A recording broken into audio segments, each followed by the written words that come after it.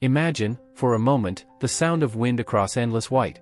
Not the harsh, biting wind of a storm, but something softer, a whisper that has been carrying stories across the Arctic for thousands upon thousands of years. Tonight, we're going to walk alongside people who knew this wind as an old friend, who read its moods like you might read the expression on a loved one's face. Before there were thermostats and central heating, before there were grocery stores and down jackets shipped from distant factories, there were people who had learned to make winter not just bearable, but deeply, profoundly cozy. People who understood that survival wasn't just about staying alive, it was about creating warmth, both of body and spirit, in a world that might seem impossibly cold to us now. Their names carried the music of their languages: the Inuit of the vast north, American Arctic, the Sami reindeer herders of Scandinavia's endless tundra, the Nenets of Siberia's windswept plains. Each group distinct, each with their own songs and stories, yet all united by something remarkable: they had discovered how to transform the harshest season on Earth into something approaching comfort, even joy. Tonight, we're going to step into their world, into the amber glow of whale oil lamps flickering against snow walls, into the soft rustle of caribou fur being sewn by gentle hands, into the quiet satisfaction of work done slowly and well. We'll discover how they turned winter darkness into storytelling time, how they transformed animal skins into the most sophisticated cold weather clothing ever created, how they built homes from snow that were warmer than many modern houses. This isn't a story of struggle against the cold, it's a story of friendship with it. Of people who learned that winter, approached with the right knowledge and the right heart, could be a season of deep rest, of creativity, of the kind of coziness that comes not from avoiding the cold, but from understanding it so completely that you can wrap it around yourself like a familiar blanket. The techniques they developed were passed down not in books, but in the patient movements of skilled hands, in the rhythm of daily work, in the quiet observations shared between grandmother and grandchild as they watched the behavior of snow, of wind, of the animals who had their own ancient wisdom about winter survival. So settle in, let your shoulders drop, and allow yourself to be transported to a time when winter was not something to be rushed through, but something to be lived slowly, mindfully, with the kind of attention that turns survival into an art form. Tonight, we walk with the Arctic's first residents, learning their secrets for making even the longest, coldest night feel like home. The endless white canvas. In the circumpolar world, where the Arctic Ocean touches 3 continents, winter arrives not as a season but as a complete transformation of reality. Here, above the tree line, the landscape becomes something almost impossible to describe to those who have never seen it, an endless expanse of white that stretches beyond every horizon, broken only by the gentle curves of wind-carved snow drifts and the occasional dark outline of a distant mountain. This is where our story unfolds, in a realm where winter darkness can last for months, where temperatures drop so low that breath crystallizes instantly in the air, where the aurora borealis dances across the sky like the spirits of the ancestors themselves. It is a world that might seem hostile, even alien, to modern eyes. But to the indigenous peoples who have called this place home for millennia, it is simply home, a challenging but beloved home that has taught them everything they know about life itself. The landscape itself tells stories to those who know how to read them. Every drift of snow, every formation of ice, every track left by passing animals contains information essential for survival and success in this environment. The surface of the snow reveals the direction and strength of recent winds. The color and texture of ice formations indicate their age, thickness, and safety for travel. The patterns left by blowing snow show the underlying geography and help travelers navigate, even when landmarks are obscured. To understand this landscape properly requires years of careful observation and the accumulated wisdom of many generations. The Inuit developed a vocabulary for snow and ice conditions that contains hundreds of specific terms, each describing subtle but important differences that affect everything from travel safety to hunting success. They could distinguish between dozens of different types of sea ice, each with its own characteristics and implications for hunting. Marine mammals. The Sami people, whose traditional lands stretch across northern Scandinavia and into Russia, followed their reindeer herds across the tundra in migrations that had been taking place for thousands of years. They knew every nuance of snow and wind, Had words for types of snow that most languages don't even have concepts. 4. Could read the landscape like a detailed map that told them where to find shelter, food, and safety. Their knowledge extended beyond simple recognition to deep understanding of how these conditions affected animal behavior, travel possibilities, and survival strategies. They knew which types of snow would support the weight of a person on snowshoes, which would provide good insulation for emergency shelters, which would melt efficiently for water without leaving excessive residue. In Siberia, the Nenets, Evenki, and other northern peoples developed their own sophisticated relationships with the Arctic environment, each group adapted to the specific challenges and gifts of their particular corner of this vast white world. The Nenets, who herded reindeer across the Yamal Peninsula, developed techniques for reading weather patterns that allowed them to predict storms days in advance. The Evenki, who combined hunting and herding across vast territories, created portable shelters that could be erected quickly in any weather conditions. But this landscape, for all its challenges, was also a place of extraordinary beauty. Beauty that the Arctic peoples learned to appreciate and incorporate into their daily lives. The play of light across snow and ice created constantly changing patterns of color and shadow. The aurora borealis painted the sky with curtains of green, blue, and gold light that seemed to dance to music only the spirits could hear. The silence of the Arctic was not empty but full, a deep, rich quiet that allowed the subtle sounds of the natural world to become clearly audible. The Arctic peoples developed their own aesthetic appreciation for this beauty, incorporating it into their clothing designs, their tool decorations, and their artistic expressions. They understood that survival in such an environment required not just practical skills but also spiritual and emotional resources that could sustain them through the darkest and most challenging periods. The Arctic landscape also provided resources that most outsiders would never recognize. Driftwood, carried by ocean currents from distant forests, provided precious material for tool handles and structural elements. Certain types of stone, found in specific geological formations, could be worked into sharp blades and useful implements. Plants that seemed dead and useless during winter actually contained nutrients and medicines that could be extracted by those who knew the proper techniques. Even the animals that inhabited this seemingly barren landscape were abundant. For those who understood their behaviors and habitats. Seals maintained breathing holes in sea ice throughout the winter, providing accessible hunting opportunities for patient hunters. Caribou followed predictable migration routes that brought them within reach of skilled hunting parties. Arctic foxes, ptarmigan, and other smaller animals provided both food and materials for clothing and tools. The key to accessing these resources was not just knowledge but also the proper attitude, an understanding that humans were not separate from or superior to the Arctic environment, but part of it. The most successful Arctic peoples were those who learned to work with natural forces rather than against them, who understood that their survival depended on maintaining harmonious relationships with both the physical environment and the spiritual forces that they believed governed it. This harmony was not achieved easily or quickly. It required generations of careful observation, patient experimentation, and gradual refinement of techniques and approaches. It required the development of complex cultural systems that could preserve and transmit essential knowledge across many generations. It required the creation of social structures that encouraged cooperation, sharing, and mutual support during the most challenging periods.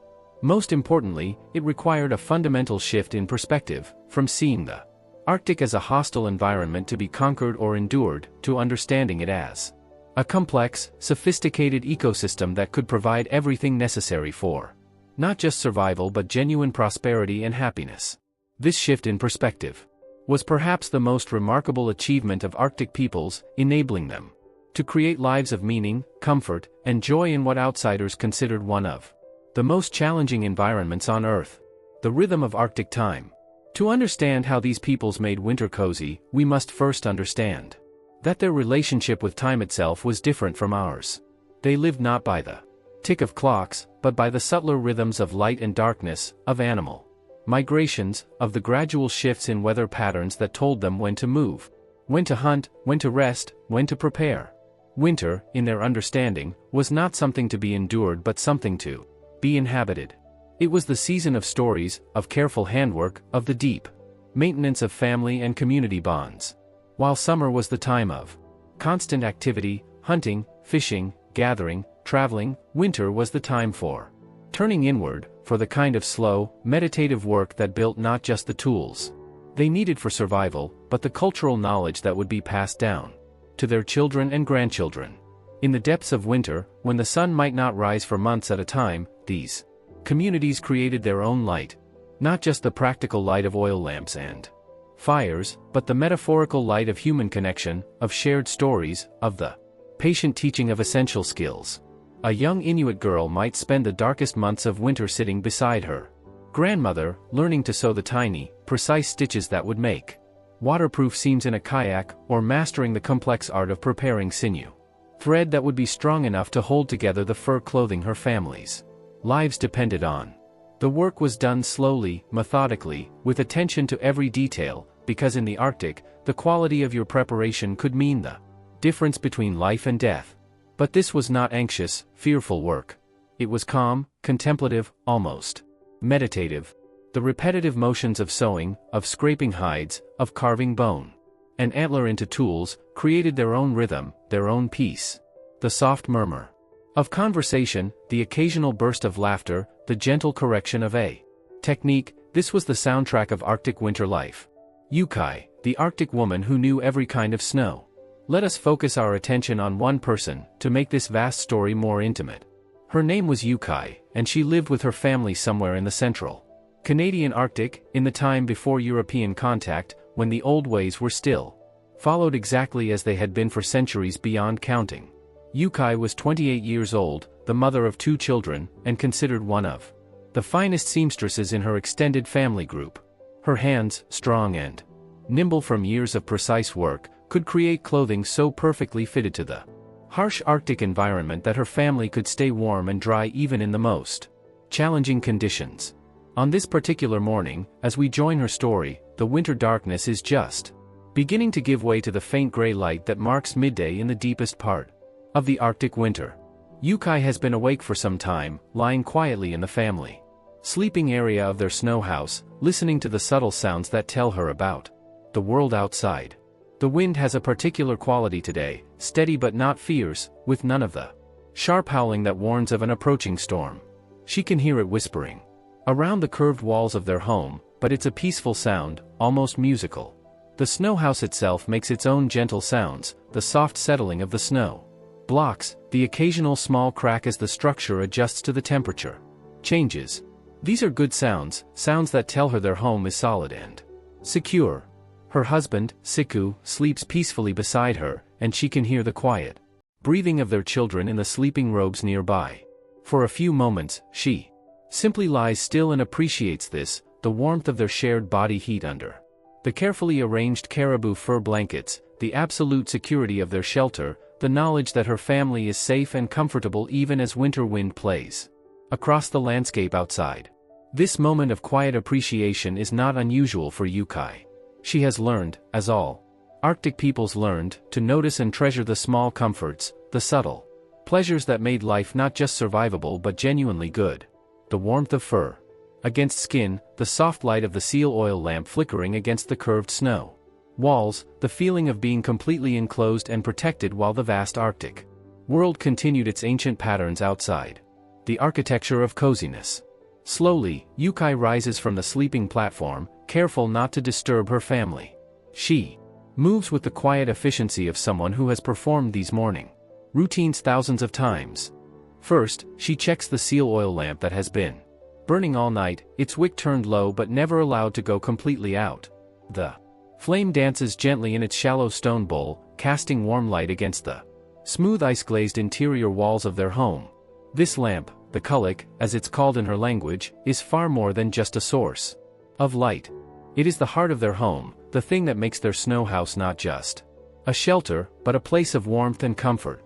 The oil, rendered from seal blubber, burns clean and bright, producing steady heat that can keep the interior of the snow house surprisingly warm even when the temperature outside drops to 40 or 50 below zero.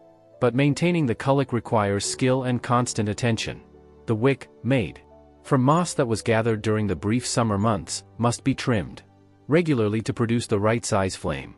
Too high, and it wastes precious oil and produces sooty smoke. Too low, and the house becomes cold. Yukai has been tending such lamps since she was a small child, and her hands know instinctively how to adjust the wick, how to trim it with a small bone tool, how to coax the flame into the perfect amber glow that will warm their home and provide light for the day's work. The snow house itself is a marvel of engineering that most modern people never truly appreciate. Built from carefully cut blocks of wind-packed snow, the dome-shaped structure is not just a rough shelter but a sophisticated piece of architecture that takes advantage of snow's remarkable insulating properties. The blocks themselves are cut from snow that has been compressed and hardened by winter winds, making them strong enough to support the weight of the dome structure but still light enough for one person to handle. Each block is carefully shaped to fit precisely with its neighbors, creating a continuous, smooth curve that will support itself without any internal framework. But the real genius of the design is in its thermal properties. Snow, when properly selected and used, is an extraordinary insulator. The air trapped within the snow blocks creates countless tiny pockets of dead air space, preventing heat from escaping. As the interior warms from the seal oil lamp and body heat, the inner surface of the snow blocks develops a thin layer of ice that seals the structure and makes it even more effective at retaining heat. The entrance to the snow house is through a tunnel that leads up into the living space, never straight in. This tunnel acts as a cold trap, ensuring that the heavy cold air stays down in the tunnel while the warm air remains in the upper living area. It's a principle that modern architects are still learning from indigenous builders. Inside, the living space is arranged with careful attention to comfort and efficiency. The sleeping platform is built higher than the floor, taking advantage of the fact that warm air rises. Thick caribou furs and soft winter clothing create comfortable bedding that maintains body heat throughout the night. The work areas are positioned to take best advantage of the light from the oil lamp, and everything needed for daily life is arranged within easy reach. The sophisticated science of Arctic clothing. As Yukai tends to the lamp, she's wearing her winter clothing, a sophisticated system of layered garments that represents thousands of years of accumulated knowledge about how to stay warm in extreme cold. This isn't the bulky, restrictive winter wear that modern people often struggle with. Instead, it's clothing that moves with her body, that breathes when she's active but insulates when she's still, that repels wind and moisture while allowing vapor from her body to escape. Her innermost layer is a soft shirt made from thin, fine fur worn with the hair against her skin. This layer, called an adagi, is made from the belly fur of young caribou or seals, selected for its softness and fine texture. The fur against her skin creates tiny air pockets that insulate while wicking moisture away from her body. This innermost layer is not just comfort but essential technology. The air pockets trapped by the fur provide the first layer of insulation, while the natural properties of the fur prevent the buildup of moisture that could freeze and create dangerous cold spots. The selection of fur for this inner layer requires extraordinary discrimination. Only fur from animals of specific ages, caught during particular seasons, and from specific parts of the animal's body, will provide the necessary combination of softness, insulation, and moisture management. Young caribou provide fur that is fine and soft enough for direct skin contact, while adult caribou fur would be too coarse and irritating. The belly fur is preferred because it's naturally the finest and softest fur on the animal's body. The preparation of this fur requires extensive processing that must be done with great care to preserve the essential properties while removing any materials that might cause irritation or reduce effectiveness. The hide must be cleaned thoroughly but gently, scraped to exactly the right thickness, and treated with natural substances that soften the leather while preserving the fur's insulating properties. Over this, she wears another fur shirt with the hair facing outward. This outer shirt, or parka, is made from heavier fur, perhaps winter caribou or Arctic fox, and is designed to repel wind and snow while trapping warm air. The cut is loose enough to allow freedom of movement but fitted enough to prevent cold air from entering. The design of this outer layer represents generations of refinement based on detailed understanding of how air moves around the human body and how different cuts and fits affect both insulation and freedom of movement. The winter caribou fur used for this outer layer comes from animals that have grown their thickest winter coats in preparation for the extreme cold of Arctic winter. This fur has a two-layer structure, longer guard hairs that repel wind and moisture, and shorter undercoat hairs that provide the primary insulation. The guard hairs are hollow, providing additional insulation while keeping the overall weight of the garment manageable.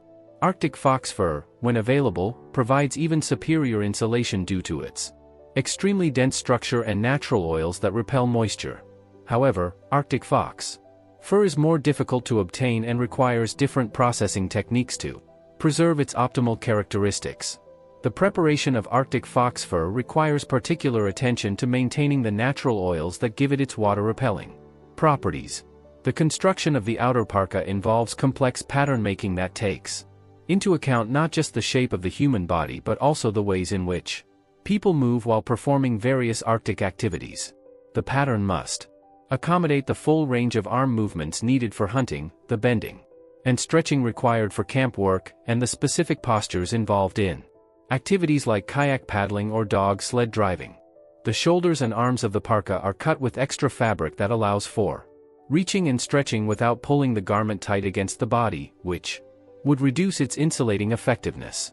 The body of the parka is fitted to prevent excessive air circulation while still allowing for the layering of additional clothing when conditions require it. Her legs are protected by similar layers: thin, soft fur trousers worn hair in, and heavier outer trousers worn hair out. The leg protection system is just as sophisticated as the upper body clothing, but it must also address the specific challenges of protecting the lower body during Arctic activities. The inner leg coverings are made from the same type of fine fur used for the inner shirt, but they're cut and constructed differently to accommodate the different movements and stresses involved in walking, running, and kneeling. The pattern must allow for full leg movement while maintaining insulation coverage at critical areas like the knees and thighs. The outer trousers are designed to integrate with the upper body clothing system, while providing specific protection for the legs.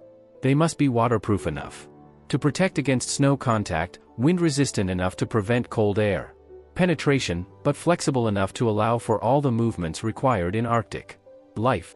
The boots on her feet are marvels of engineering in themselves, multiple layers of different furs and skins, some waterproof, some insulating, designed to keep her feet warm and dry even when walking on snow and ice for hours.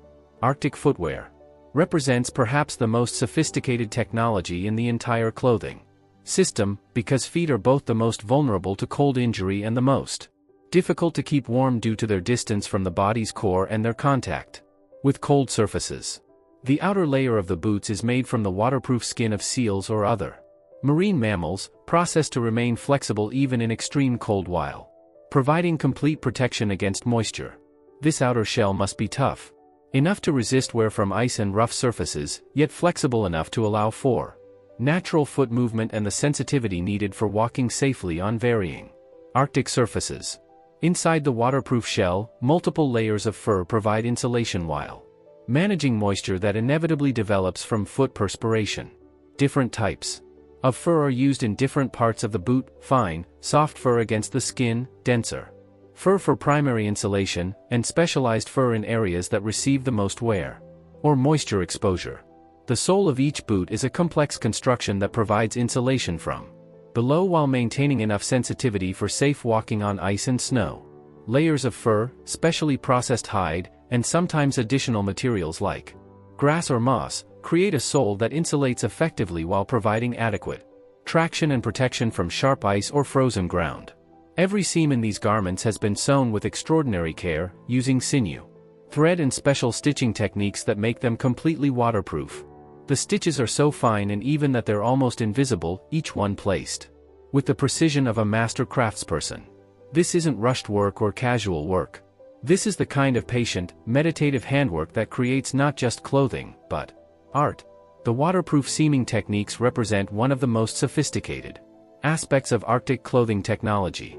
The stitches must penetrate the material completely to hold the garment together, but they must not create holes large enough to allow water or air penetration.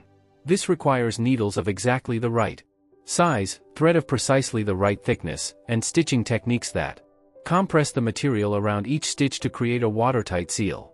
The sinew thread used for these seams is prepared through an elaborate process. That begins with the careful removal of sinew from freshly killed animals. The sinew must be cleaned, dried, and processed to create thread that is strong enough to hold under stress, fine enough to create small stitches, and resistant to moisture and temperature changes that would cause other materials to fail. The making of such clothing takes months. The preparation begins long before the sewing starts, with the careful selection and preparation of the skins. Each animal hide must be properly cleaned, scraped, stretched, and prepared, work that requires both physical strength and subtle skill. The person doing this work must understand exactly how each type of skin behaves, how to work with its natural properties rather than against them. The hide preparation process varies significantly depending on the animal source and the intended use of the finished material. Seal skins require different treatment than caribou hides, and fur intended for inner layers requires different processing than fur intended for outer shells. Some hides are processed to maximize waterproofing, while others are processed to optimize insulation or flexibility. The scraping of hides to the proper thickness requires considerable skill and experience. Too much scraping removes material that provides strength and insulation. Too little scraping leaves the hide thick and inflexible. The scraping must be done evenly across the entire hide to ensure consistent thickness and flexibility in the finished garment. The stretching and drying of hides must be done under controlled conditions that prevent cracking, uneven shrinkage, or other damage that would compromise the quality of the finished material. The hides must be secured properly to maintain even tension during drying, and the drying process must be controlled to prevent too rapid moisture loss that could damage the skin structure. The cutting of the pattern requires deep knowledge of human anatomy and movement. Each piece must be shaped not just to fit the body at rest, but to accommodate the full range of motion needed for Arctic life: bending, reaching, crawling, running. The seamstress must understand how fabric and fur behave in cold weather, how they stretch and contract, how they interact with moisture and wind. Pattern making for Arctic clothing involves understanding not just how the clothing will fit when new, but how it will change over time with use and exposure to varying conditions. Materials behave differently as they age, and the pattern must account for these changes to ensure that the garment continues to fit properly and function effectively throughout its useful life. The placement of seams is critical not just for fit but also for durability and function. Seams placed in areas of high stress must be reinforced and positioned to distribute stress across the strongest parts of the material. Seams in areas that will receive heavy wear must be constructed to withstand repeated flexing and abrasion without failing. And then comes the sewing itself, done entirely by hand with tools that are themselves works of art. Needles carved from bone or ivory, thread made from carefully prepared animal sinew, thimbles made from small pieces of hide. The work is done slowly, carefully, often by the warm light of the seal oil lamp during the long winter evenings. The needles used for this sewing are created through a careful process that begins with the selection of the appropriate bone or ivory. The material must be dense and fine-grained enough to hold a sharp point, but not so hard that it becomes brittle and breaks during use. Caribou leg bones are often preferred for larger needles, while bird bones or walrus ivory might be used for finer work. The shaping of needles requires specialized tools and considerable skill. The bone or ivory must be carved to the proper shape, then ground and polished to create a smooth, sharp point that will penetrate fur and hide cleanly without snagging or tearing. The eye of the needle must be drilled precisely to accommodate the sinew thread without being so large that it creates unnecessary holes in the material. The thimbles used to protect fingers during sewing are made from small pieces of specially prepared hide that provide protection while maintaining the sensitivity needed for precise work. These thimbles must fit exactly to the individual user's finger, providing protection without interfering with the fine motor control required for detailed sewing work. Morning rituals in the endless twilight. Yukai moves quietly through her morning routine, her movements fluid and purposeful. The soft sound of her fur boots against the snow floor is barely audible, a whisper that speaks of years of practice in moving quietly so as not to wake sleeping family members. She has learned, as all Arctic people learned, that noise control is part of the art of living peacefully in small, shared spaces during the long winter months. the sacred morning water ritual. Slowly, Yukai rises from the sleeping platform, careful not to disturb her family. She moves with the quiet efficiency of someone who has performed these morning routines thousands of times. First, she checks the seal oil lamp that has been burning all night, its wick turned low but never allowed to go completely out. The flame dances gently in its shallow stone bowl, casting warm light against the smooth ice-glazed interior walls of their home. This lamp, the kulik, as it's called in her language, is far more than just a source of light. It is the heart of their home, the thing that makes their snow house not just a shelter, but a place of warmth and comfort. The oil, rendered from seal blubber, burns clean and bright, producing steady heat that can keep the interior of the snow house surprisingly warm even when the temperature outside drops to 40 or 50 below zero. But maintaining the kulik requires skill and constant attention. The wick, made from moss that was gathered during the brief summer months, must be trimmed regularly to produce the right size flame. Too high, and it wastes precious oil and produces sooty smoke. Too low, and the house becomes cold. Yukai has been tending such lamps since she was a small child, and her hands know instinctively how to adjust the wick, how to trim it with a small bone tool, how to coax the flame into the perfect amber glow that will warm their home and provide light for the day's work. The oil itself represents months of careful preparation. During the hunting season, when seals were successfully caught, the blubber was carefully rendered into pure oil through a process that required considerable skill and patience. The blubber was cut into small pieces and heated slowly over controlled fires, allowing the oil to separate without burning or developing unpleasant odors.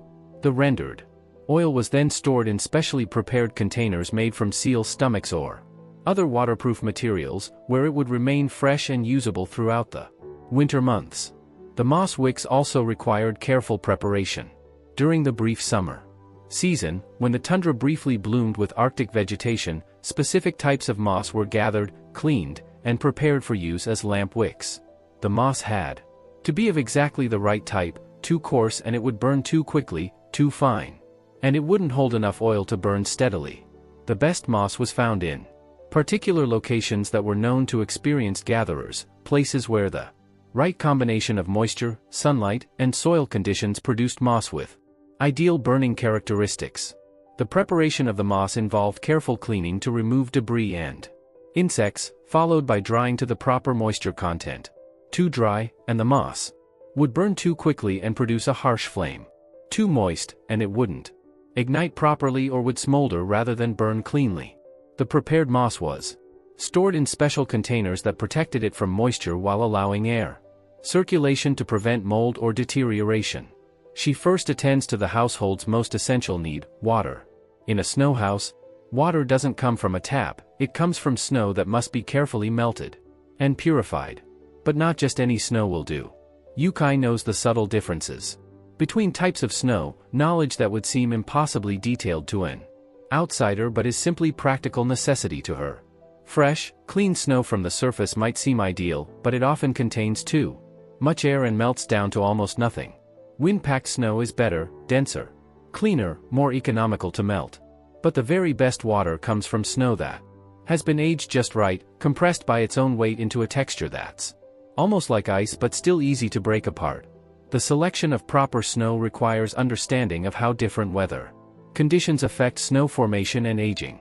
Snow that has fallen during calm conditions has a different structure than snow that has been deposited during windy weather. The temperature at which snow forms affects its crystal structure, which in turn affects how it melts and what kind of water it produces. Recent snow often contains particles of dust, pollen, or other airborne materials that can affect the taste and purity of the resulting water.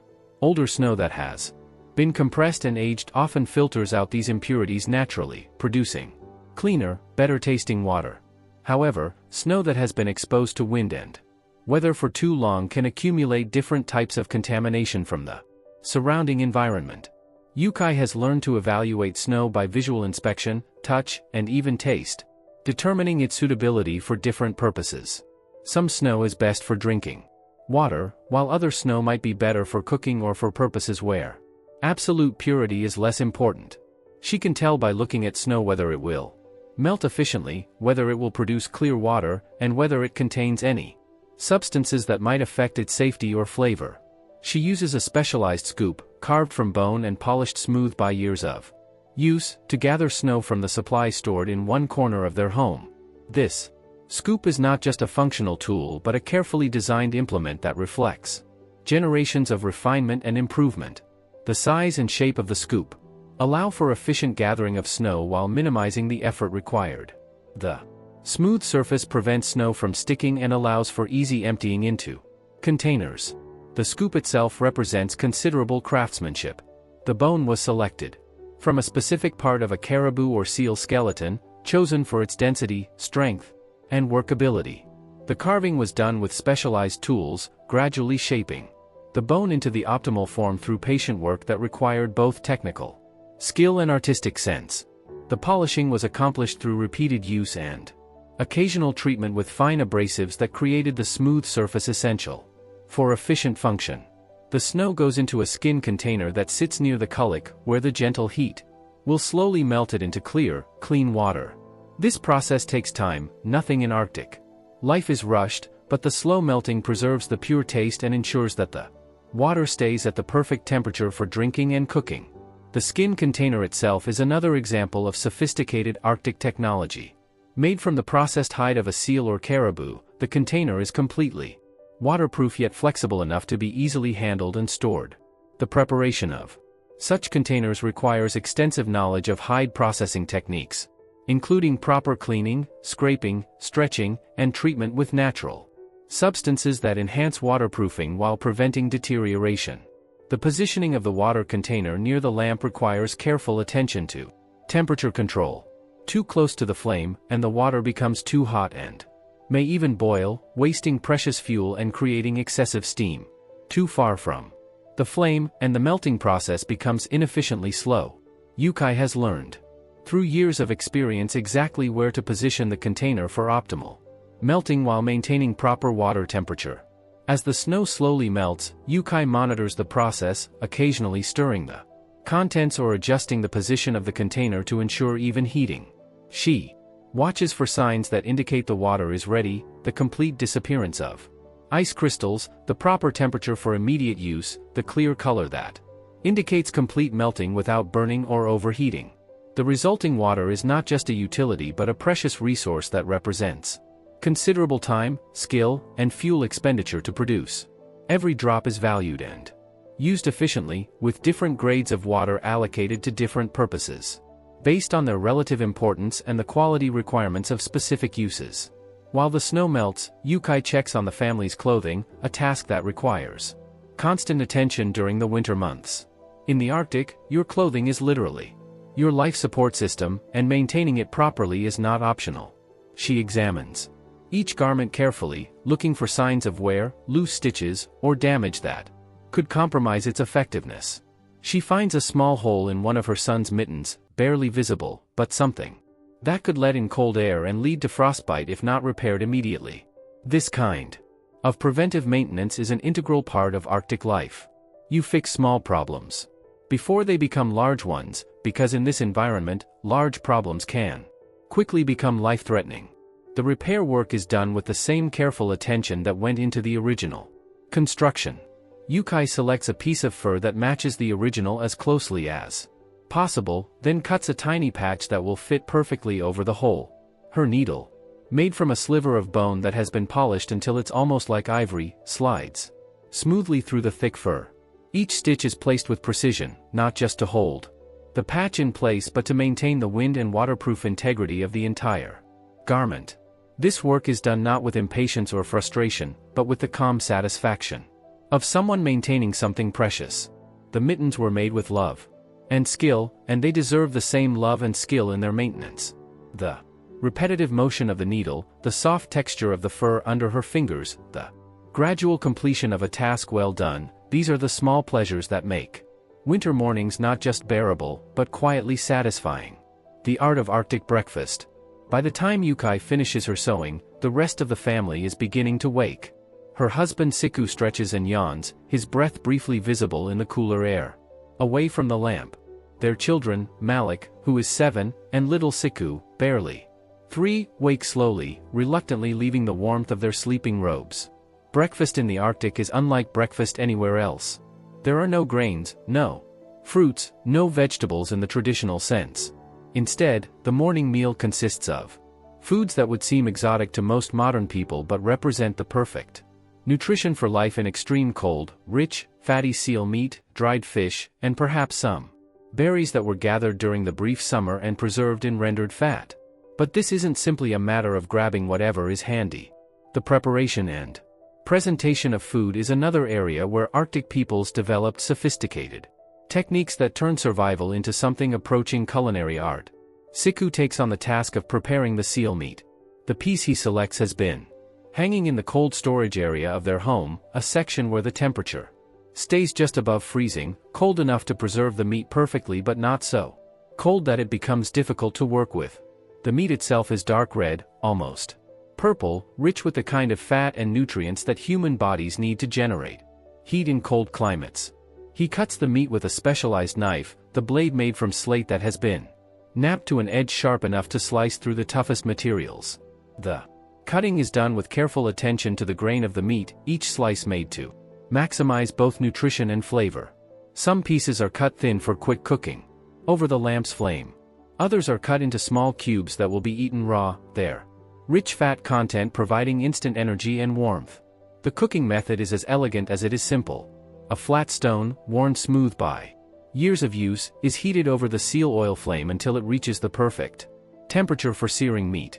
The thin slices of seal are laid on the hot stone, where they cook quickly, the fat beginning to sizzle and render, filling the snow house with a rich, savory aroma that speaks of warmth and nourishment. But not all the meat is cooked. Some of the best pieces, the ones with the highest fat content, are eaten raw, each bite chewed slowly to extract maximum nutrition and flavor. To modern palates, this might seem unappetizing, but for Arctic peoples, raw meat is not just acceptable but preferred. It retains all its vitamins and nutrients, provides immediate energy, and has a clean, pure taste that cooked meat often lacks. The children eat eagerly but without hurry. They have learned to appreciate their food, to understand that each bite represents successful hunting, careful preservation, and skilled preparation. Little Siku carefully saves some of the fat from her portion, rolling it into a small ball that she'll carry with her throughout the day.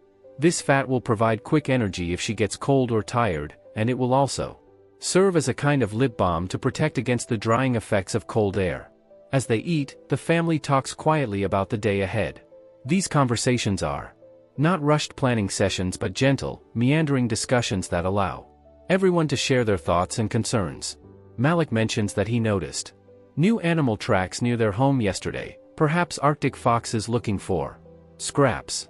Yukai talks about her plans to work on a new pair of boots that will be needed when the spring hunting season begins. These breakfast conversations serve multiple purposes. They keep the family connected and aware of each other's activities and concerns. They also serve as informal education, particularly for the children, who learn by listening to their parents discuss the practical details of Arctic life. Malik learns about reading animal tracks by hearing his father analyze what the fox tracks might mean.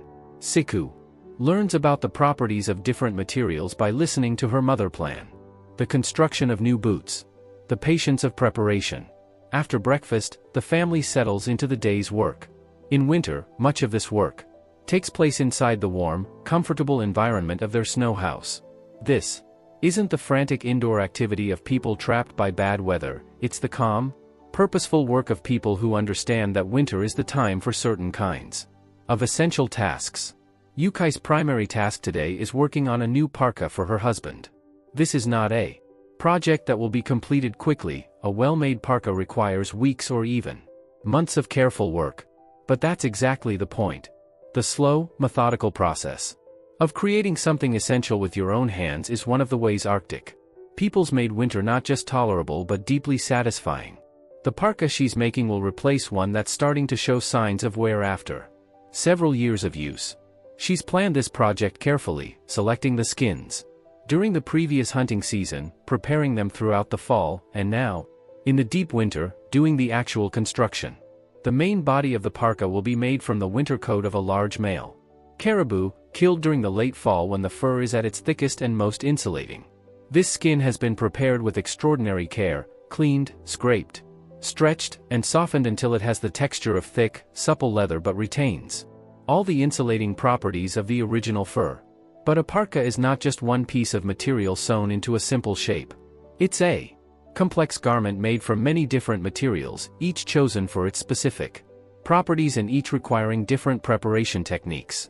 The hood will be trimmed with wolverine fur, which has the unique property of not collecting frost from the wearer's breath. The cuffs will be made from seal skin, which is naturally waterproof. The pockets will be lined with soft rabbit fur that will keep hands warm. Each piece must be cut precisely according to a pattern that exists not on paper, but in Yukai's memory and muscle memory. She learned this pattern by watching her mother and grandmother work, by helping with countless other garments, by gradually understanding how each piece relates to the whole and how the finished garment will move with the wearer's body. The cutting itself is done with tools that are beautiful in their simplicity and effectiveness. Her knife, made from slate that has been carefully knapped and fitted with a handle of carved bone, is sharp enough to cut cleanly through the thickest fur without snagging or tearing. Her measuring tools are pieces of sinew that she uses like a seamstress's tape measure, checking proportions and ensuring that each piece will fit properly with the others. As she works, Yukai enters a state that's almost meditative. The repetitive motions of cutting, measuring, and fitting create their own rhythm. Her hands move with the confidence that comes from years of practice, while her mind is free to wander, to think about other things, to enjoy the simple pleasure of skilled work being done. Well, the children's winter education. While Yukai works on the parka, her children are receiving their own form of education, learning the skills they will need to survive and thrive in the Arctic environment. But this education doesn't look like a modern classroom, it looks like play, like exploration, like the gradual absorption of knowledge through observation and participation. Malik, at 7, is old enough to begin learning some of the more complex skills he'll need as an adult. His father Siku has been teaching him to carve, starting with simple projects that build hand strength and tool familiarity. Today, Malik is working on a small figurine of a seal, carved from a piece of walrus ivory that his father saved for this purpose. The carving is done with tools that are perfectly sized for a child's hands, small knives and scrapers that allow Malik to develop his technique without the frustration of working with adult-sized implements. The ivory itself is forgiving material for a beginner, hard enough to hold detail but soft enough to carve, without requiring excessive force. As Malik works, he's learning far more than just carving technique. He's developing the patience and attention to detail that are essential for Arctic survival. He's learning to observe carefully, to notice small variations in the material that will affect how it responds to his tools. He's learning to plan ahead, to think about how each cut will affect the overall shape of his work. His father provides guidance but doesn't hover or correct every small mistake. This is education based on the understanding that children learn best when they're allowed to experiment, to make errors, and to discover solutions for themselves. Siku offers suggestions and demonstrates techniques, but he allows Malik the satisfaction of working through problems independently. Little Siku, at 3, is learning different skills appropriate to her age. She sits close to her mother, watching intently as Yukai works on the parka. Occasionally, she's allowed to help with simple tasks, holding pieces of material while her mother cuts, organizing scraps by color or texture, practicing the basic hand movements that will eventually become sewing skills. But her primary education at this age comes through observation and imitation. She watches how her mother moves, how she holds her tools, how she approaches problems. She's absorbing not just technical knowledge but also the attitudes and approaches that make skilled work possible: patience, attention to detail, pride in workmanship, and the ability to find satisfaction in slow, careful progress. She also plays with dolls made from scraps of fur and pieces of bone, dolls that aren't just toys but educational tools. By dressing and undressing these dolls, she's learning how Arctic clothing works, how the different layers fit together, how to manage the complex fastenings and ties that keep cold air out and warm air in. Her play involves creating miniature scenarios of Arctic life. The dolls go hunting, they build snow houses, they prepare food, they take care of their families. Through this play, she's not just entertaining herself but rehearsing the adult roles she'll eventually take on, practicing the decision-making and problem-solving skills that will be essential to her survival. The afternoon's gentle productivity. As the day progresses, though day has little meaning in the deep winter darkness, the family continues their various activities with the unhurried pace that characterizes Arctic life. There's no sense of rushing to complete tasks before some arbitrary deadline. Instead, there's an understanding that good work takes time, and that the process of doing work well is often as important as the final result. Siku takes a break from supervising Malik's carving to work on maintaining their hunting equipment. In the Arctic, tools aren't just convenience items, they're life support equipment that must be kept in perfect working order. A harpoon with a loose head, a knife with a dull edge, or a sled with weak bindings can mean the difference between a successful hunt and a disaster. He's working today on a set of harpoon heads, checking each one for signs of damage or wear. These heads are carved from walrus ivory and bone materials that are both strong and relatively easy to work with. But creating a harpoon head that will penetrate thick hide and hold securely requires both artistic skill and deep understanding of engineering principles. Each head must be perfectly balanced, with the weight distributed so that it will fly true when thrown. The point must be sharp enough to penetrate tough materials, but not so thin that it will break on impact. The barbs must be angled correctly to ensure that the head won't pull out once it's embedded in its target. Siku works with tools that have been passed down through generations, carving knives whose bone handles have been worn smooth by countless hands, grinding stones that have been shaped by years of use into perfect tools for sharpening and shaping. The work is done slowly, carefully, with frequent pauses to test the balance and sharpness of each piece. As he works, he talks quietly with his son about what he's doing and why. This isn't formal instruction but casual conversation that happens to be educational. He explains how the angle of a barb affects its holding power, how the weight of the head determines how it will fly, how different materials behave when carved and shaped. Malik listens attentively while continuing to work on his own carving. He's beginning to understand that all the skills his family practices are interconnected. That carving a decorative seal is practice for carving functional hunting equipment. That understanding materials and tools in one context makes you better at working with them in other contexts. Meanwhile, Yukai continues her work on the parka, but she's moved to a different phase of the project. The cutting is complete, and now comes the sewing work. That requires even more patience and precision than the cutting did. The thread she uses is made from sinew, the tough, stringy connective tissue from caribou or seals that has been carefully prepared to create strong, waterproof thread. Preparing sinew thread is itself a skilled process that takes considerable time. The raw sinew must be cleaned, dried, then split into fine strands that are twisted together to create thread of exactly the right thickness and strength. The sewing itself is done with stitches so small and precise that they're almost invisible. Each stitch must penetrate the material completely without creating holes large enough to let in cold air or moisture. The tension must be exactly right, tight enough to create waterproof seams but not so tight that the material puckers or restricts movement. Yukai's hands move with the steady rhythm of someone who has been doing this work for 20 years. The needle slides smoothly through the tough material, each stitch placed with automatic precision. But despite the automatic nature of the physical movements, she remains completely focused on the work, checking each seam for quality, adjusting her technique as needed to accommodate the particular characteristics of each piece of evening preparations and the art of storytelling. As what passes for evening approaches in the Arctic winter, marked more by the family's biological rhythms than by any change in the light outside, the pace of work gradually slows. Tools are cleaned and put away with the same care that went into using them. Work areas are tidied, materials organized for the next day's activities. But this transition from work to rest isn't abrupt. It's a gradual shift that allows everyone to decompress from the day's activities and prepare mentally for the evening's different pace and focus. The evening meal is prepared with the same care as breakfast, but the food itself is often different, perhaps dried fish that has been soaked until tender, or frozen berries mixed with rendered fat to create a kind of Arctic ice cream that provides both nutrition and pleasure. The preparation becomes a family activity, with everyone contributing according to their abilities. Malik helps his father prepare kindling for the next day's fire, learning to identify the best pieces of driftwood and bone that will burn cleanly and provide good heat for cooking. Little Siku helps her mother arrange sleeping robes, learning the proper way to layer different furs for maximum warmth and comfort. But the real heart of Arctic evening life is the storytelling.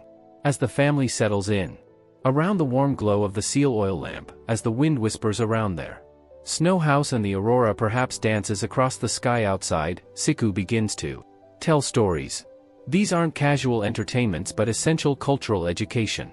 The stories carry the accumulated wisdom of generations, practical knowledge about survival, moral teachings about how to live in harmony with the natural world and with other people, spiritual understanding about humanity's place in the larger cosmos. Tonight's story is about Sedna, the woman who became the sea spirit and controls the animals that live in the ocean. It's a story that Malik and Siku have heard many times before, but each telling reveals new layers of meaning, new details that become relevant as they grow older and more experienced. Siku tells the story slowly, with frequent pauses that allow the listeners to absorb not just the plot but the deeper meanings. His voice rises and falls with the rhythm of the story, creating a kind of music that's as soothing as it is educational. Sometimes he acts out parts of the story, using gestures and facial expressions that bring the characters to life in the flickering lamplight. The story explains why hunters must treat sea animals with respect, why certain taboos must be observed, why the relationship between humans and animals is based on reciprocity rather than dominance. But it also explains practical things. How to read the behavior of seals, how to predict weather patterns based on the movement of sea ice, how to navigate safely in the dangerous environment of the Arctic Ocean. As the story continues, the children gradually become drowsy. The warm air, the gentle light, the rhythmic sound of their father's voice, and the security of being completely enclosed and protected, all of these combine to create a profound sense of comfort and safety. Little Siku falls asleep first, curled against her mother under the soft caribou furs. Malik fights sleep a little longer, not wanting to miss any part of the story, but eventually he too succumbs to the peaceful atmosphere. His breathing becomes slow and regular, his body relaxing completely as he settles into the kind of deep, restorative sleep that only comes when you feel completely secure. Yukai and Siku remain awake for a while longer, talking quietly about the next day's plans, about the children's progress, about the subtle changes they've noticed in the weather that might indicate the approach of a storm or the beginning of the gradual transition toward spring. But eventually they too settle into sleep, adding their own steady breathing to the peaceful sounds of their home. The seal oil lamp burns low but never goes out completely. It will provide warmth and the security of light throughout the night, ensuring that the family wakes to comfort rather than cold. The deep winter rhythm's days flow into each other with the kind of gentle rhythm that modern life rarely allows. Each day brings similar activities, the maintenance of clothing and equipment, the preparation of food, the education of children, the creation of new tools and garments, but each day is also subtly different, offering new small challenges and satisfactions. Some days are devoted to more intensive projects. Yukai might spend an entire day working on particularly challenging seam, one that requires all her skill and concentration to complete properly. Siku might devote a day to making a new sled runner, carving and shaping a piece of bone or antler until it has exactly the right curve and smoothness to glide efficiently over snow and ice. Other days are more relaxed, devoted to routine maintenance and the kind of work that can be done while socializing. These are days when stories are told throughout the day, when children's questions are answered at length, when the small pleasures of family life are savored fully. The family snow house becomes more comfortable as winter progresses. The walls, glazed by the heat from the oil lamp, become harder and more effective at insulating. The living space is gradually improved with small additions, carved hooks for hanging clothes, special shelves for storing tools, comfortable seating areas that make the long winter evenings more pleasant. But comfort in the Arctic is always relative, always dependent on constant attention and maintenance. The oil lamp must be tended regularly. Clothing must be checked and repaired daily. Food must be monitored to ensure it remains properly preserved. The entrance tunnel must be kept clear of snow that might block ventilation. These maintenance tasks are not seen as burdens but as integral parts of the rhythm of life. They provide structure to the day, opportunities for quiet concentration, and the satisfaction that comes from keeping essential systems working properly. Visitors and community. Arctic life is often portrayed as isolated and lonely, but this is far from the truth.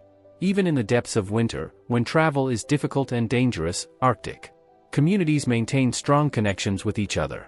Visitors might arrive unexpectedly, relatives from a distant camp, hunters traveling between seasonal hunting grounds, or neighbors who have come to trade materials or simply to visit.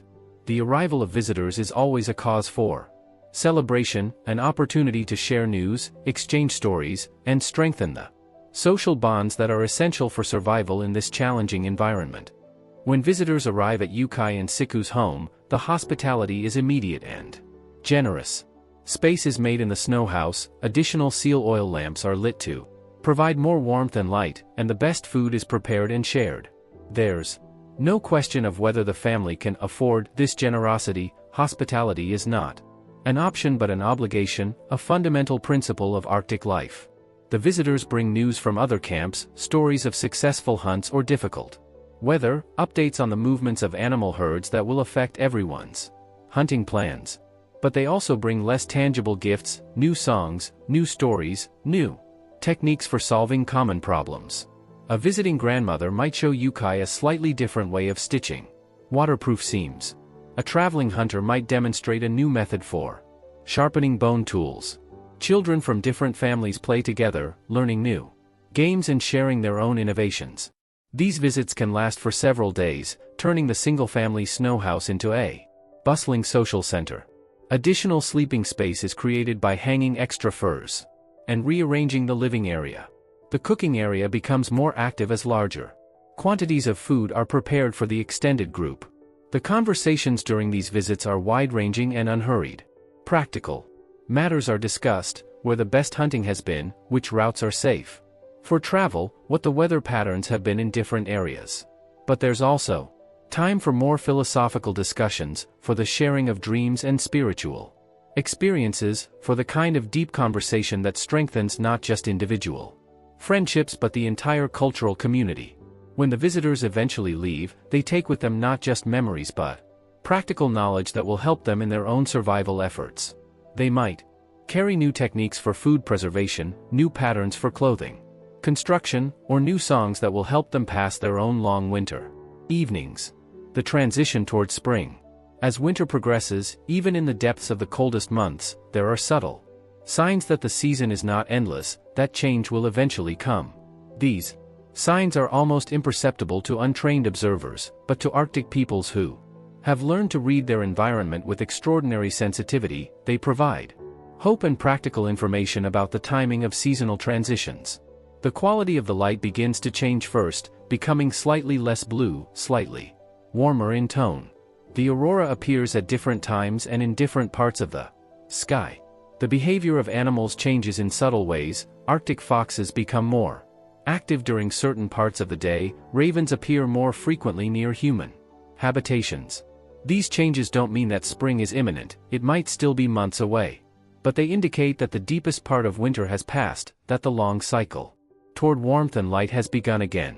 For Yukai and her family, these subtle signs are deeply meaningful. They provide psychological comfort during the darkest and most challenging part of the year. They also provide practical information that helps in planning for the eventually necessary transition from winter activities to spring and summer preparations.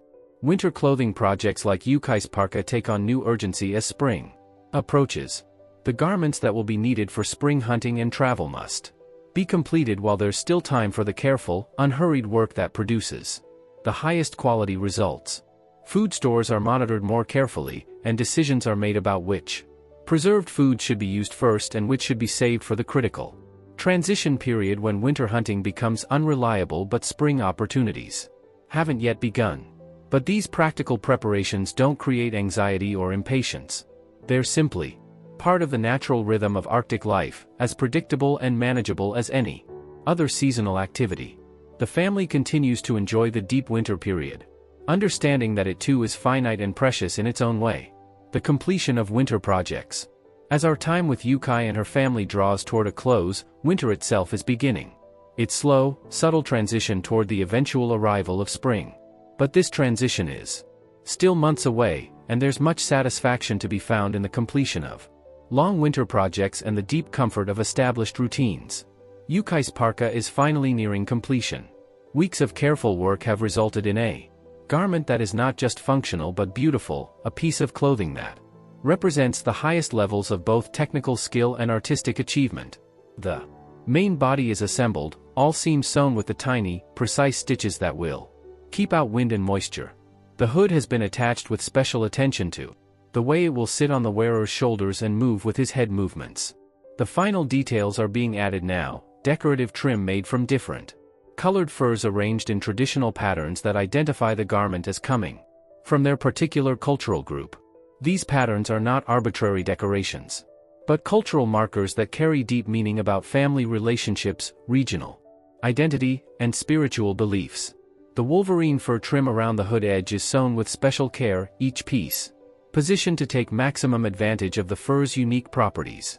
Wolverine fur doesn't accumulate frost from the wearer's breath, making it the ideal material for hood trim in extremely cold conditions.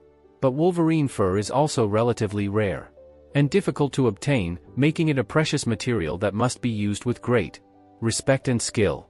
As Yukai works on these final details, she's aware that she's not just completing a piece of clothing but creating something that will serve her family for years to come. The parka will keep her husband warm and dry during countless hunting trips. It will protect him from blizzards and extreme cold.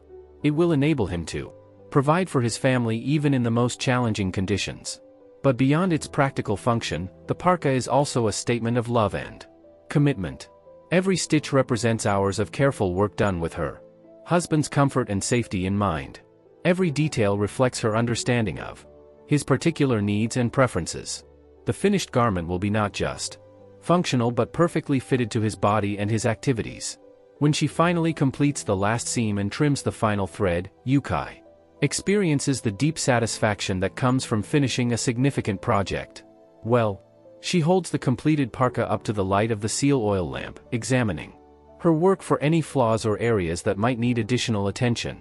The garment is perfect, every seam straight and waterproof, every detail precisely executed, the overall shape and proportions exactly right. Siku's reaction when he tries on the finished parka is everything Yukai could have hoped for.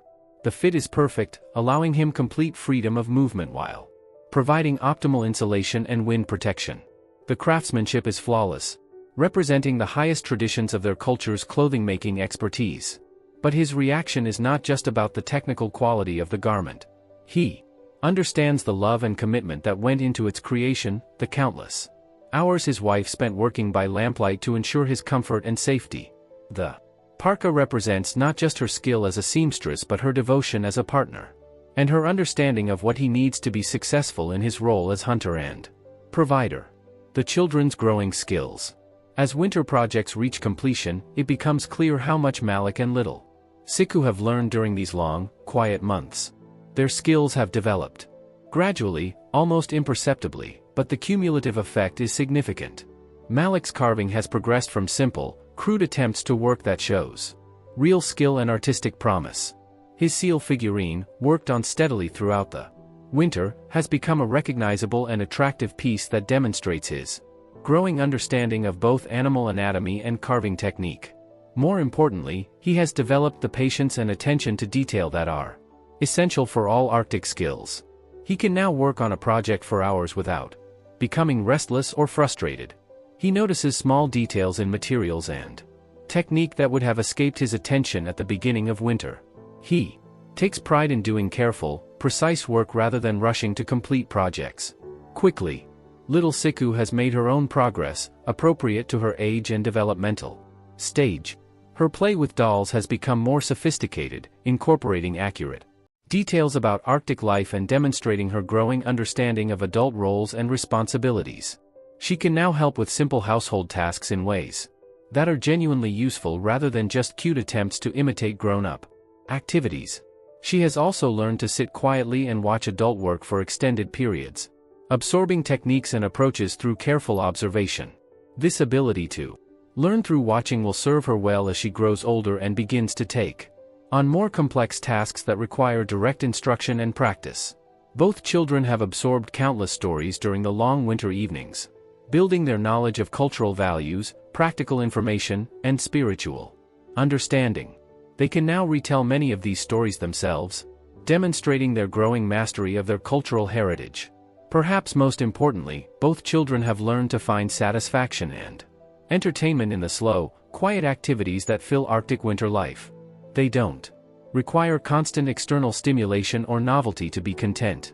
They've discovered the pleasure of skilled handwork, the satisfaction of gradual improvement, and the deep comfort of secure family life. The deep comfort of mastery. As we observe this family during the final phase of our winter visit, we see something that modern life rarely provides: the deep satisfaction that comes from complete mastery of one's environment and circumstances. Yukai and Siku are not struggling to survive, they are living comfortably and productively in what might seem like impossible conditions. Their comfort comes not from having unlimited resources or powerful technology, but from having perfect knowledge of how to use the resources that are available to them. They understand their environment so completely that they can predict its moods and respond appropriately to its challenges. They have skills so well developed that even complex tasks can be performed with calm confidence. This mastery extends to every aspect of their lives. They know exactly how to maintain their clothing for optimal performance. They understand how to prepare and preserve food for maximum nutrition and flavor. They can create comfortable, warm shelter from materials that most people would consider inadequate. They can find entertainment and education in activities that require no external resources except their own knowledge and creativity. But perhaps most importantly, they have mastered the psychological and social skills needed to live peacefully and productively in close quarters during the long, dark months of Arctic winter. They have learned to find privacy within shared spaces, to pursue individual activities while remaining part of the family group, to balance work and rest in ways that maintain both productivity and mental health. Their home reflects this mastery. The snow house has evolved throughout the winter from a basic shelter into a comfortable, efficiently organized living space that meets all their needs. Every item has its proper place, chosen for both practical convenience and aesthetic appeal. The work areas are arranged to take best advantage of available light and heat. The sleeping areas provide optimal comfort and warmth. The daily routines have been refined through constant small adjustments until they flow smoothly and efficiently. Everyone knows their role and responsibilities, but there's also flexibility to accommodate changing needs and circumstances. Work is distributed fairly according to ability and expertise, but there's also cooperation. When someone needs help with a challenging task, the wisdom of slowness. One of the most striking aspects of this family's winter life is the complete absence of hurry. Nothing is rushed, nothing is forced, nothing is done with the kind of frantic energy that characterizes much of modern life. Instead, everything proceeds at a pace that allows for careful attention to quality and detail. This slowness is not laziness or inefficiency, it's a form of wisdom that recognizes the importance of doing things well rather than quickly. In the Arctic environment, where a poorly sewn seam or a carelessly maintained tool can have life-threatening consequences, quality is always more important than speed. But the benefits of this approach extend far beyond practical safety considerations. The slow pace allows for the kind of focused attention that turns work into meditation, that makes even routine tasks satisfying and meaningful. It provides time for conversation, for teaching, for the gradual absorption of cultural knowledge that can't be rushed or compressed. The family's winter has been productive in ways that go far beyond the creation of physical objects. Relationships have been strengthened through shared activities and extended time together. Cultural knowledge has been transmitted from parents to children through constant observation and participation. Individual skills have been developed through patient practice and gradual improvement. Most importantly, everyone has learned to find deep satisfaction in the present moment rather than constantly focusing on future goals or external achievements. They have discovered that a simple life, lived with attention and skill, can be profoundly fulfilling. The weekly rhythms of deep winter. As we settle deeper into our time with Yukai's family, we begin to notice that Arctic winter life follows not just daily rhythms, but weekly and monthly cycles that give structure and meaning to what might otherwise seem like an endless expanse of cold and darkness. Certain days are devoted to specific activities that require concentrated effort and cannot be rushed. There are sewing days, when yukai and any visiting women work together on major clothing projects, their needles moving in synchronized rhythm. As they share techniques and stories, the sound of multiple conversations weaving together creates a gentle murmur that fills the snow house with the warmth of community even when the wind howls outside. On these days, the main area of the snow house is reorganized to accommodate the work. Additional oil lamps are lit to provide optimal light for detailed needlework. Fur and leather pieces are sorted and arranged within easy reach. Tools are shared freely among the workers, each woman contributing her particular expertise to whatever project requires the most skill.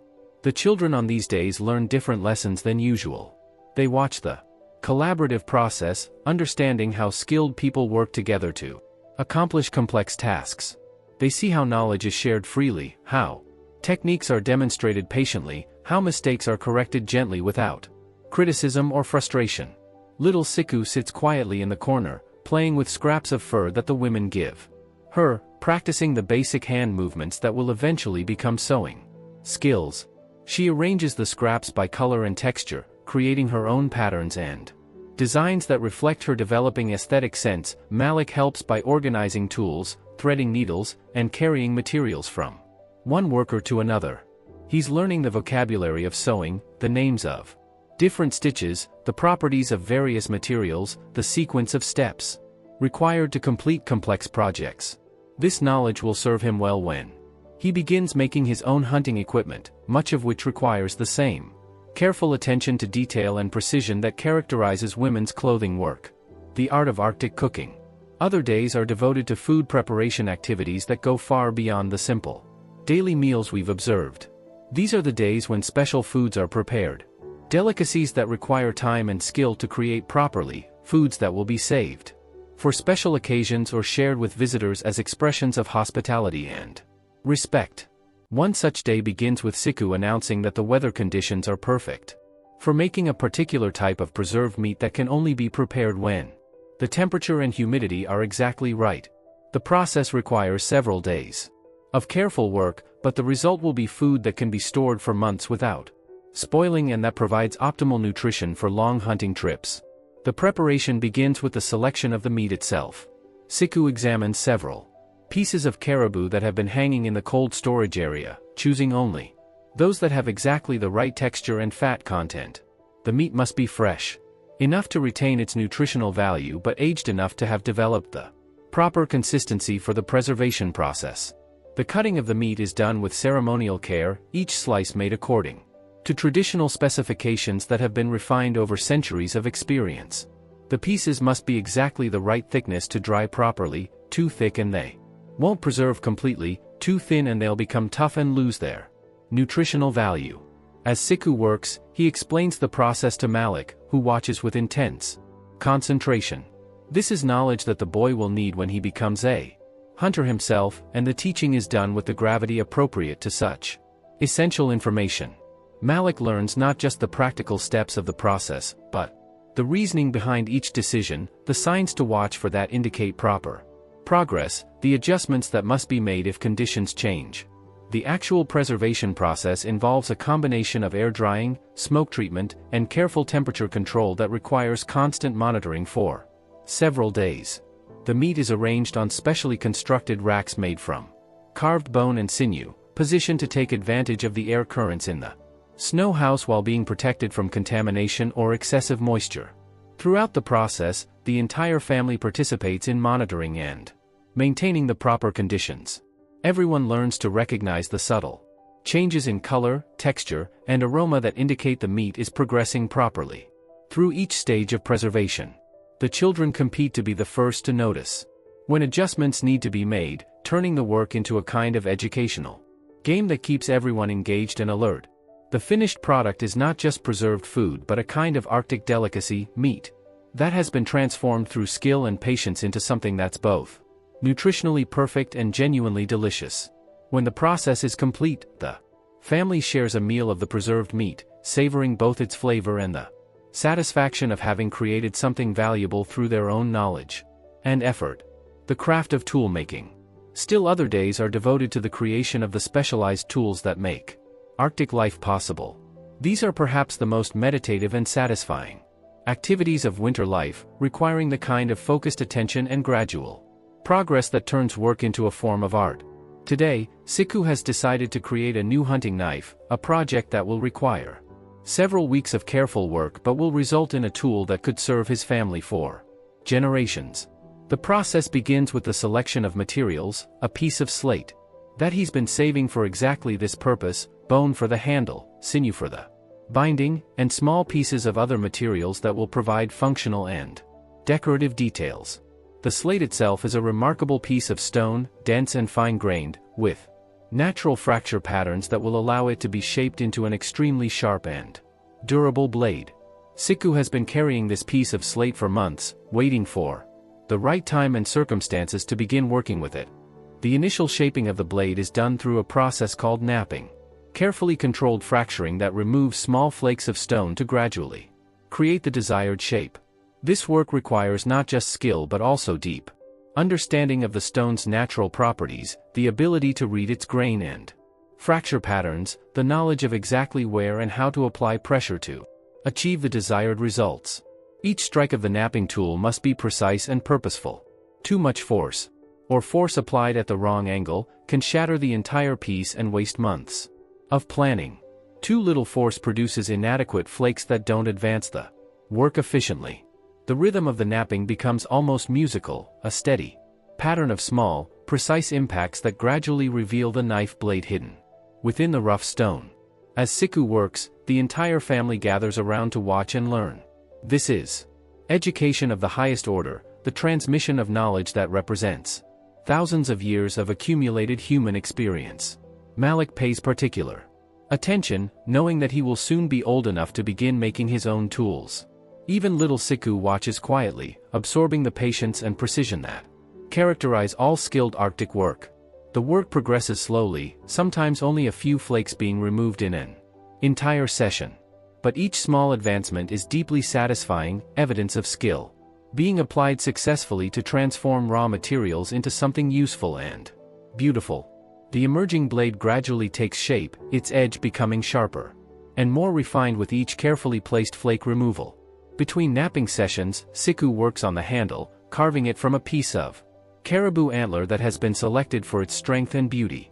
The handle must be perfectly shaped to fit his hand comfortably, balanced to work efficiently with the weight and shape of the blade, and decorated in ways that reflect both personal taste and cultural tradition. The carving of the handle requires different tools and techniques than the knapping of the blade, but the same patient attention to detail and gradual progress toward perfection. Each cut of the carving knife removes only tiny amounts of material, slowly revealing the handle's final form through hundreds of small, precise movements. The decoration of the handle involves the creation of traditional patterns that have both aesthetic and spiritual significance. These patterns are not arbitrary designs, but meaningful symbols that connect the tool to the cultural and spiritual beliefs of its maker. The carving of these patterns requires not just artistic skill but also knowledge of their proper forms and meanings. The sharing of stories and songs. The evenings during this deep winter period are devoted to the sharing of the cultural wealth that sustains Arctic communities through the darkest months. Stories and songs are not just entertainment but essential education, the means by which practical knowledge, moral teachings, and spiritual understanding are transmitted from one generation to the next. Tonight's storytelling session begins with Yukai sharing a cycle of stories about Sela, the spirit of weather and wind, who controls the forces that most directly affect Arctic life. These stories are not simple tales but complex teachings that explain the relationships between human behavior and natural phenomena, the importance of showing proper respect for the forces of nature, and the techniques for reading weather signs that can mean the difference between safe travel and dangerous exposure. The first story explains how Sela came to control the winds, a tale that begins in the time when the world was young and the relationships between spirits and humans were being established. Yukai tells the story slowly, with frequent pauses that allow the listeners to absorb not just the narrative but the deeper meanings embedded within it. Her voice rises and falls with the rhythm of the story, creating a kind of music that's as important as the words themselves. Sometimes she acts out parts of the narrative, using gestures and facial expressions that bring the characters to life in the flickering light of the seal oil lamps. The children watch intently, occasionally asking questions that show their understanding not just the surface story but the practical and spiritual lessons it contains. The second story in the cycle explains how humans learn to read the signs that Sela sends through wind patterns, cloud formations, and changes in air pressure. This story contains practical information disguised as narrative, techniques for predicting weather changes, signs that indicate approaching storms, methods for finding shelter when caught in dangerous conditions. As Yukai tells these weather prediction stories, Siku occasionally adds details from his own experience, examples of times when proper attention to these signs prevented dangerous situations or enabled successful hunting expeditions. The children learn that the stories are not just ancient teachings but practical knowledge that their parents use every day to keep their family safe and successful. The third story explains the proper ceremonies and attitudes that ensure Sela's continued cooperation with human activities. This story teaches respect for natural forces, the importance of humility in the face of powers greater than human control, and the techniques for maintaining the spiritual harmony that Arctic peoples believe is essential for survival in their challenging environment. After the stories about Sela, the family moves on to songs, traditional melodies that carry their own forms of knowledge and meaning. Some songs are practical, helping to remember complex sequences of activities or important details about animal behavior. Others are spiritual, expressing the community's relationship with the natural world and the forces that govern it. Siku teaches the children a hunting song that explains the proper approach for different types of prey. The melody is simple and repetitive, designed to be remembered easily and sung silently during actual hunting activities. The words contain detailed information about animal behavior, hunting techniques, and the proper attitudes that ensure successful and respectful hunting. The children join in the singing, their young voices blending with their parents' more experienced ones to create the kind of family harmony that strengthens social bonds and reinforces cultural continuity. Little Siku doesn't understand all the words yet, but she's learning the melodies and rhythms that will carry this knowledge throughout her life. As the evening progresses, the songs become more complex and sophisticated. Yukai teaches a women's work song that helps maintain the proper rhythm for sewing waterproof seams. The melody coordinates with the movements of the needle, creating a natural pace that prevents rushing while ensuring steady progress on detailed work. Malik learns a young man's song that expresses the hopes and dreams appropriate to his stage of life, desires to become a skilled hunter, to contribute effectively to his family's welfare, to earn the respect of his community through competence and good character. The song provides both emotional outlet and behavioral guidance, helping him understand the goals he should be working toward as he grows toward adulthood. The Deep Winter Games. As the weeks progress and winter settles into its deepest phase, the family develops indoor games and activities that provide entertainment while also serving important educational and physical development functions. These games are not frivolous pastimes but sophisticated activities that build skills essential for Arctic survival.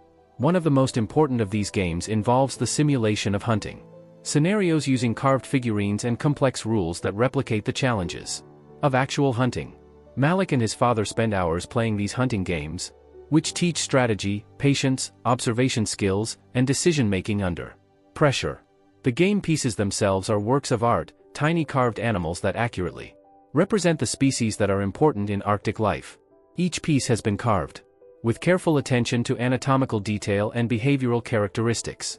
Seals are shown in their characteristic resting positions, caribou are depicted with the alert postures that indicate their readiness to flee, Arctic foxes are carved in the low stalking positions they adopt when hunting.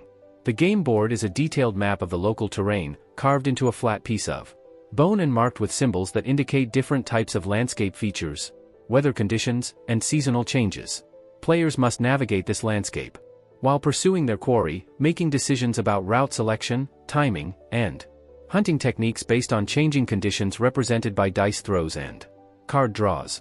The rules of the game incorporate real knowledge about animal behavior, weather patterns, and hunting techniques. Players must demonstrate understanding of actual hunting principles to be successful in the game. A player who attempts an Unrealistic hunting approach, such as trying to approach seals from upwind, or hunting caribou during their most alert periods, will fail in the game just as they would fail in real life. As they play, Siku provides commentary that connects the game situations to real hunting experiences. He describes actual hunts that involved similar challenges, explains the reasoning behind successful strategies, and helps Malik understand how the skills practiced in the game translate to real-world applications. The women and girls have their own games that focus on the skills essential to their roles in Arctic society. Yukai and Little Siku play elaborate housekeeping games, using miniature equipment that replicates in exact detail the tools and furnishings of real Arctic homes. These games teach not just the mechanics of household management but also the planning and organizational skills that make Arctic domestic life efficient and comfortable. Little Siku learns to arrange miniature storage areas for maximum efficiency, to maintain proper inventories of essential supplies, to coordinate complex schedules of food preparation and clothing maintenance. The miniature clothing in these games is sewn with the same techniques used for full-sized garments, providing practice in sewing skills while creating educational tools that demonstrate proper construction methods. Little Siku practices dressing and undressing her dolls, learning the complex sequences of layering that make Arctic clothing systems effective. More sophisticated games involve the planning and execution of complex household projects. Yukai creates scenarios in which the miniature household must prepare for long journeys, extended visits from relatives, or seasonal transitions. Little Siku must demonstrate understanding of the resources required, the time needed for preparation, and the proper sequence of activities that ensure successful completion of these complex undertakings. The rhythm of community visits. Throughout the deep winter period, the family's snow house serves as a social center for their extended community. Relatives and neighbors make regular visits that can last for days or even weeks, transforming the quiet family home into a bustling social hub that demonstrates the importance of community bonds in Arctic survival. These visits follow traditional patterns that ensure everyone's needs are met while maintaining the harmony essential for peaceful coexistence in small spaces. Arriving visitors always bring gifts, food, materials, tools, or simply news from other parts of the community. These gifts are not payment for hospitality but expressions of the reciprocal relationships that bind Arctic communities together. The preparation for visitors begins as soon as they're spotted approaching across the snow-covered landscape. Additional oil lamps are lit to provide extra warmth and light. Sleeping areas are rearranged to accommodate the increased number of people. Special foods are prepared that honor the visitors while demonstrating the host family's skill and generosity. When a particular respected elder named Anna arrives for an extended visit, she brings with her not just her own considerable knowledge and experience, but also news and stories from throughout the region. Anna is known as one of the finest storytellers in the community, someone whose memory holds hundreds of traditional tales and whose skill in telling them brings them to life with extraordinary vividness. Her arrival transforms the evening storytelling sessions into elaborate cultural events that can last for hours. She tells stories that Yukai and Siku haven't heard for years, tales that remind them of aspects of their cultural heritage that might otherwise be forgotten during the isolated winter months. Anana's stories are particularly valuable for the children, who have the opportunity to learn from someone whose knowledge spans decades of experience and whose storytelling skills represent the highest traditions of their culture. She tells stories that are specifically appropriate for children of Malik and Little Siku's ages, tales that teach important lessons while capturing their imagination and holding their attention. But Anana's visit also provides opportunities for practical education that the family couldn't provide by themselves. She's an expert in certain specialized techniques that are rarely needed but essential when the occasions arise. During her visit, she teaches Yukai a particular type of decorative stitching that's used only for the most formal clothing, techniques that are too complex to learn quickly but that represent important cultural traditions. She also works with Siku on advanced hunting strategies that are used only in special circumstances. These techniques require years of experience to master completely, but the theoretical knowledge can be shared during long winter conversations that provide the foundation for practical learning during future hunting seasons. The children benefit enormously from Anana's presence. She treats them with the respect and attention that encourage them to demonstrate their best behavior and most serious learning attitudes. They compete quietly for her approval, showing off their developing skills and asking intelligent questions that demonstrate their growing understanding of adult activities. During Inanna's visit, the daily routines of the household are modified to accommodate her needs and to take advantage of her knowledge. Work sessions become informal classes in which she demonstrates techniques and shares insights gained through decades of experience. Meal times become opportunities for complex discussions of cultural values, practical knowledge, and community history. Her departure, when it finally comes, leaves the family with renewed appreciation for their cultural heritage and enhanced skills that will serve them throughout the rest of the winter and beyond. The children have gained not just knowledge but also exposure to excellence that raises their standards for their own developing skills.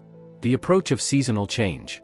As our extended winter visit draws gradually toward its close, the first very subtle signs of seasonal change begin to appear, changes so slight that they would be completely invisible to anyone not trained in the sophisticated environmental awareness that characterizes Arctic peoples. The quality of light during the brief midday twilight shifts almost imperceptibly, becoming marginally less blue and slightly warmer in tone. The wind patterns change in ways that can only be detected by listening carefully to the sounds it makes around the snow house walls. The behavior of the few birds that remain in the Arctic throughout winter shows subtle modifications that indicate their awareness of seasonal transitions still months away. These changes are meaningful only to people who have learned to read their environment with extraordinary sensitivity. To Yukai and Siku, who have spent their entire lives developing this sensitivity, the changes provide important information about the gradual transition that will eventually lead to spring, summer, and the beginning of a new annual cycle. The family begins to make very preliminary plans for the seasonal changes that are still months away. Equipment that will be needed for spring hunting is examined and repaired. Food stores are evaluated to ensure adequate supplies for the transition period when winter hunting becomes unreliable but spring opportunities haven't yet begun. The children's growing sizes are assessed to determine what new clothing will need to be made before the next winter season. But these preparations don't create anxiety or impatience for spring's arrival. The family continues to find deep satisfaction and comfort in their winter routines, understanding that each season has its own particular gifts and that winter's special pleasures should be savored fully while they last. The long evenings of storytelling continue, now gradually including more stories about spring and summer activities as a way of preparing minds and spirits for the eventual seasonal transition. New songs are learned that relate to spring hunting and summer travel. New techniques are practiced that will be useful when the time comes to resume the more active phases of Arctic life. Yukai completes several additional clothing projects, creating garments that will be needed during the spring transition period when weather conditions are more variable and unpredictable than during the stable cold of deep winter. These transitional garments require different designs and materials than pure winter clothing, reflecting the need for greater versatility and easier adjustment to changing conditions. Siku finishes his knife-making project, creating a tool that represents the highest levels of both technical skill and artistic achievement. The completed knife is not just functional but beautiful, decorated with traditional patterns that connect it to centuries of cultural tradition while incorporating innovations that reflect Siku's personal style and the specific requirements of his hunting activities. The children's skills continue to develop through the final weeks of winter, building on months of patient practice and gradual improvement. Malik's carving has progressed to the point where he can create useful small tools rather than just decorative objects. Little Siku's understanding of household management has reached the level where she can genuinely help with complex tasks rather than simply imitating adult activities. As winter slowly begins its long transition toward spring, the family's snow house shows the accumulated improvements of months of careful maintenance and gradual enhancement. The living space has been refined to provide optimal comfort and efficiency. The storage systems have been organized to provide easy access to essential items while keeping everything properly preserved and protected. The family's clothing reflects months of careful maintenance and continuous improvement. Each garment has been repaired and enhanced as needed, ensuring that everyone will enter the spring season with equipment perfectly suited to their needs and activities. The tool collection has been expanded and improved, providing capabilities that will be essential for successful spring and summer activities. Most importantly, the family's relationships have been strengthened and deepened through months of shared activities and close cooperation. The children have gained not just practical skills but also increased understanding of their cultural heritage and their roles within their community. The parents have renewed their appreciation for each other and for the life they've created together in this challenging but deeply rewarding environment. Reflections on Arctic coziness. As we prepare to leave this remarkable family and their snow house home, it's worth reflecting on what we've learned about the nature of comfort and coziness. In extreme conditions, the family's winter comfort doesn't come from avoiding or overcoming the Arctic environment, it comes from understanding it so completely that they can work with it rather than against it. Their snow house is warm not because it shuts out the cold completely, but because it's designed to work with the insulating properties of snow and the heat-generating properties of oil lamps and human bodies. Their clothing is comfortable not because it's heavily insulated in the way modern winter gear is insulated, but because it's designed to work with the body's own heat-generating systems while providing protection from wind and moisture. Their daily routines are satisfying not because they avoid the challenges of Arctic life, but because they transform those challenges into opportunities for skill development, creativity, and family bonding. Perhaps most importantly, their psychological comfort comes not from having easy lives, but from having lives that are completely meaningful and purposeful. Every skill they possess serves an essential function. Every task they perform contributes to their family's well-being. Every tradition they maintain connects them to thousands of years of accumulated wisdom about how to live well in challenging circumstances. This is a very different model of comfort and coziness than what most modern people experience. It's based not on convenience or luxury, but on competence and connection. It's sustained not by external resources, but by internal knowledge and community relationships. The eternal rhythms. As evening approaches, though in the deep Arctic winter, evening is marked more by family rhythms than by changes in the outside light, the family settles once again into their established routine. The seal oil lamp burns steady and bright, casting its warm golden light against the smooth, ice-glazed walls of their home. Yukai puts away her sewing, placing the completed parka in the special area where finished items are stored. Tomorrow, Siku will try it on again and they'll make any final small adjustments that might be needed, but for now, the major work is complete and she can enjoy the satisfaction of a significant project well finished. Siku cleans and puts away his carving tools, organizing them in the careful way that ensures they'll be in perfect condition when he needs them next. The harpoon heads he's been working on are almost ready for use, requiring only final sharpening and the attachment of carefully prepared sinew lashings. The children help with the evening preparations, each taking on tasks appropriate to their age and ability. Malik banks the cooking fire with practiced efficiency, ensuring that coals will be available for easy rekindling in the morning. Little Siku arranges the sleeping robes, fluffing the fur and organizing layers for optimal warmth and comfort. As the family settles in for another night of stories and gradually approaching sleep, they are surrounded by all the elements that make their life not just survivable but deeply good, the warm, secure shelter they've created together, the clothing and tools that represent generations of accumulated knowledge, the food that connects them to the abundant life of the Arctic environment, and most importantly, the relationships that give meaning and purpose to everything they do. The wind outside continues its eternal song across the Arctic landscape, but inside their snow house, there is only warmth, security, and the quiet satisfaction of another day lived skillfully and well. Tonight's story is about the ravens who carry messages between the world of humans and the world of spirits, a tale that speaks of the connections between all living things and the importance of living in harmony with the natural world. As Siku's voice rises and falls with the rhythm of the story, as the children gradually succumb to the peaceful drowsiness that comes from complete security and comfort, as the seal oil lamp burns steadily in its stone bowl, we are reminded that true coziness comes not from avoiding life's challenges, but from meeting them with skill, wisdom, and love. The Arctic winter continues its ancient pattern, vast and powerful and seemingly endless. But within one small snow house, a family has created something that transforms that vastness into intimacy, that powerful cold into nurturing warmth, that seeming endlessness into the perfect completeness of a single, well-lived day. Their techniques and wisdom, developed over thousands of years and refined through countless generations, remind us that human beings are capable of creating comfort and meaning in even the most challenging circumstances.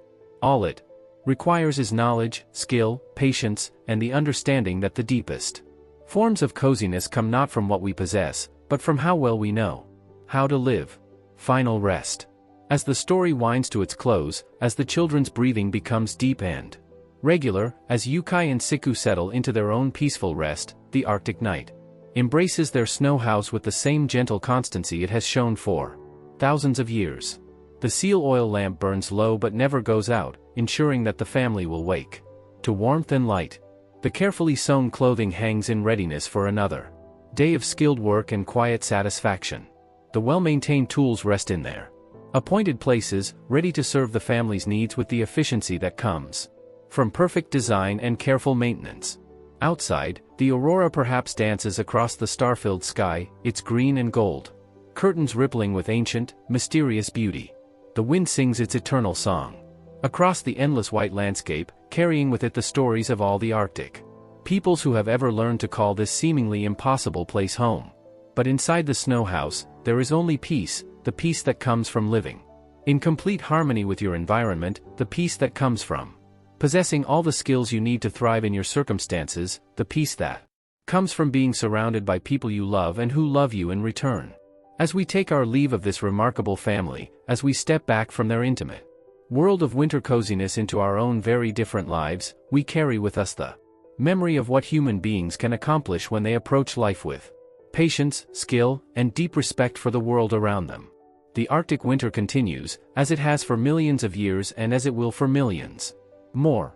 But for those who possess the ancient wisdom of how to live within it rather than despite it, winter is not a time of endurance but a time of profound rest, creativity, and the deepest forms of human satisfaction.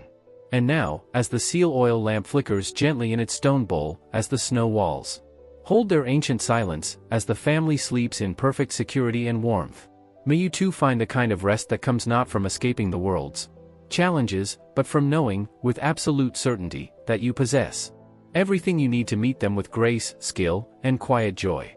The stories of the Arctic peoples continue, carried forward in the wind, in the memory of their descendants, and in the eternal human capacity to create warmth and meaning in even the coldest and most challenging places. As you drift toward your own rest, may you carry with you their wisdom, that true comfort comes not from what surrounds us, but from how deeply we understand the art of living well, wherever we find ourselves. Sleep well, and dream of snow houses warm with lamplight, of skilled hands creating beauty from necessity, of families gathered in perfect security against the winter wind, and of the ancient, eternal satisfaction that comes from a life lived with patience, purpose, and love.